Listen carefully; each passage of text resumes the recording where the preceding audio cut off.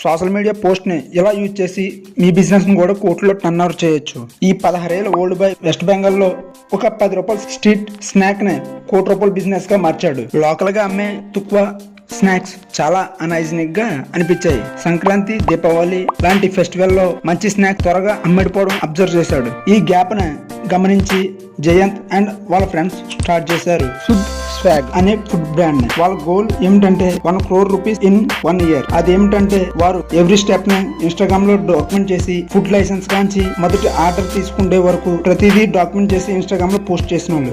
ఏ corporation policy లేకుండా ఒక relatable story telling తో ఆడియన్స్ ని కనెక్ట్ చేసుకున్నారు. ఈ ట్రాన్స్పరెన్సీ వల్ల ట్రస్ట్ బిల్డ్ అయింది.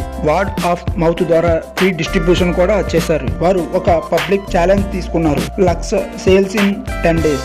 బట్ గెస్ వాట్, వారి టార్గెట్ ని జస్ట్ 7 days లోనే క్రాస్ చేశారు. మనం చాలా బిజినెస్ ని, కంపెనీస్ ని చూసుంటాం, కానీ ఇంత ఓపెన్ గా ఎవరో బిజినెస్ స్టోరీని షేర్ చేయరు.